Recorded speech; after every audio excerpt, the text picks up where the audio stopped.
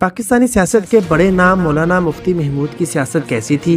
مولانا فضل الرحمان کے والد مولانا مفتی محمود کا بھٹو سے کیا اختلاف تھا؟ مولانا مفتی محمود سے یہ بات منسوب کہ شکر ہے ہم پاکستان بنانے کے گناہ میں شریک نہیں تھے کی حقیقت کیا ہے؟ مولانا مفتی محمود کی وزارت کا دور کیسا تھا اور کیوں وہ 1 سال تک بھی اپنی حکومت نہ چلا سکے؟ تو آج کی ویڈیو میں آپ کو جمعیت العلماء اسلام کے امیر مولانا مفتی محمود کے ابتدائی ایام سے لے کر تدریس و سیاسی ایوانوں تک ان کی مختصر سفر کے بارے میں بتانے جا رہا ہوں۔ السلام علیکم ناظرین، میں ہوں عمران خان کا سپاہی، آپ دیکھ رہے ہیں ڈیلی ڈسپیچ۔ آج سے تقریباً 102 سال قبل متحدہ ہندوستان کے سرحد کے علاقہ نیالہ میں مشہور عالم دین مولانا محمد صدیق رہتے تھے۔ پٹھانوں کی شاخ یحییٰ خیل سے تعلق رکھنے والے مولانا صدیق کے گھر 9 جنوری 1909 کے روز بیٹے کی پیدائش ہوتی ہے، جس کا نام محمود رکھا گیا۔ حسب روایت ان کی ابتدائی تعلیم گھر میں ہوئی۔ وہ اپنے والد اور ماموں شیر محمد سے پڑھتے رہے۔ سال 1934 میں 15 سال کی عمر میں اس بیٹے نے اپنی 8ویں تک کی تعلیم مکمل کر لی تو پھر ان کے والد مولانا صدیق نے اپنے بیٹے کو اپنے گھر سے 500 میل دور اتر پردیش میں مراد آباد کے شاہی مدرسے میں داخل کروا دیا کہ وہ سہارنپور کے دارالعلوم دیوبند اور امروہہ کے مدرسہ اسلامیہ میں کچھ عرصہ زیر تعلیم رہے۔ تحریک آزادی کے دنوں میں چلنے والی تحریک سول نافرمانی میں پہلی بار ان کو گرفتار کیا گیا۔ مفتی محمود نے ایک بار بتایا تھا کہ زمانہ طالب علمی میں مجھے مولانا حسین احمد مدنی، مفتی کفایت اللہ اور مولانا سید فخر الدین جیسے بزرگوں سے شرف نیاز حاصل رہا، اور یہی وہ لوگ تھے جن سے میں متاثر ہوا۔ میری سیاسی تربیت اور میرا سیاسی شعور انہی بزرگوں کی مرہون منت ہے۔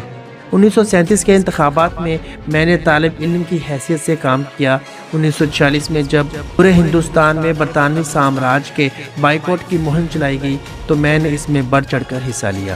میں اس وقت جمعیت العلماء ہند کی آل انڈیا کونسل کا رکن اور سرحد کی جمعیت العلماء ہند کی ورکنگ کمیٹی کا ممبر تھا۔ اس وقت مولانا شبیر احمد عثمانی اور مولانا ظفر عثمانی، مولانا اشرف تھانوی سمیت چند علماء دیوبند آل انڈیا مسلم لیگ کی حمایت میں تھے اور الگ مسلم مملکت بنانے کے حق میں تھے، جبکہ اس کے برعکس مولانا مفتی محمود کانگریس کی حمایت میں یافتہ تھے، الگ مسلم ممالک بنانے کے حق میں نہ تھے۔ پاکستان بننے سے 1 سال پہلے 1946 میں مولانا محمود کی شادی عبدالخیل کے ایک مذہبی گھرانے میں ہوئی۔ شادی کے بعد وہ اپنے سسرالی علاقے میں ہی ایک مسجد میں امامت کروانے لگے اور بچوں کو قرآن کی تعلیم بھی دیتے تھے۔ اس سے پہلے وہ عیسیٰ خیل کے ایک چھوٹے سے دینی ادارے میں بھی پڑھاتے رہے۔ مفتی محمود صاحب بتایا کرتے تھے کہ قیام پاکستان کے بعد کا زمانہ ہمارے لیے کسی آزمائش سے کم نہ تھا۔ ہمیں پاکستان بنانے کی مخالفت کی سزا دی گئی۔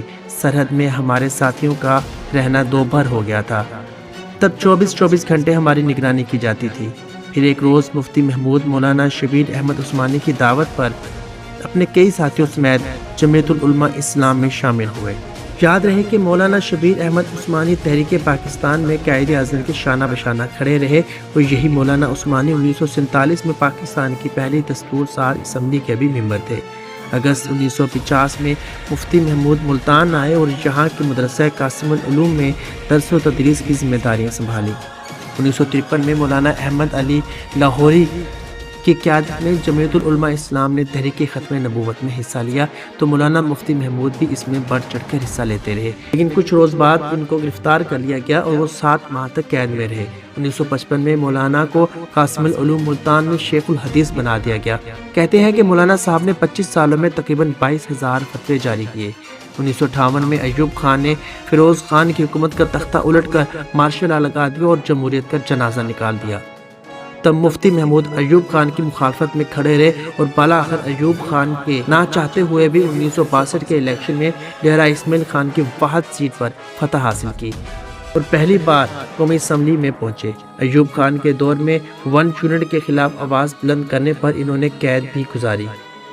بعد میں 1965 کے صدارتی انتخابات میں مفتی محمود ایوب خان کے حمایتی بن گئے تھے اور محترمہ فاطمہ جناح کے مخالف کے طور پر سامنے آئے تھے، اور وجہ یہ بتائی جاتی تھی کہ اسلام میں عورت کی حکومت جائز نہیں، جبکہ اس وقت کے دیگر علماء احتشام الحق تھانوی اور مولانا شفیع کاڑوی سمیت کئی نامور علماء کرام نے محترمہ فاطمہ جناح کی حمایت کی تھی۔ پھر جب 1970 میں عام انتخابات کا اعلان کیا گیا تو اس وقت مغربی پاکستان میں بھٹو کی شہرت عروج پر تھی۔ ایسے میں بھٹو نے مولانا مفتی محمود کو چیلنج کرتے ہوئے ان کے مقابلے میں لڑنے کا اعلان کر دیا اور ڈیرہ اسماعیل خان سے انتخابات لڑنے آ گئے۔ یہاں مولانا مفتی محمود نے بھٹو کو 12,000 ووٹوں سے ہرا دیا۔ پھر مارچ 1972 سے لے کر فروری 1973 تک مولانا مفتی محمود صوبہ سرحد کے وزیر اعلیٰ رہے۔ ان کی 10 ماہ کی وزارت اعلیٰ میں سرحد میں اردو زبان کو سرکاری درجہ دینا، جمعے کی چھٹی، خواتین کے پردے، احترام رمضان آرڈیننس، شلوار قمیض سرکاری لباس، سودی کاروبار، جوئے، شراب اور جہیز کی لعنت پر پابندی سمیت کئی اقدام قابل تعریف تھے۔ جب ذوالفقار علی بھٹو نے بلوچستان میں JUI کی اتحادی حکومت گرا دی اور وزیر اعلیٰ عطا اللہ مینگل کو گھر بھیج دیا تو مولانا مفتی محمود صاحب نے بھی اپنے عہدے سے استعفیٰ دے دیا۔ اس وقت بھٹو نے مولانا کو منانے کی بہت کوشش کی لیکن وہ نہ مانے۔ قومی سیاست کی بات کریں تو مولانا مفتی محمود 1973 کے آئین ساز کمیٹی کے بھی رکن تھے۔ نواب زادہ نصر اللہ خان لکھتے ہیں کہ یہ بھی حقیقت ہے کہ اگر کالعدم جمعیت العلماء اسلام اور کالعدم نیشنل عوامی پارٹی اس مرحلہ پر تعاون نہ کرتے تو آئین بنانا ممکن نہ ہوتا۔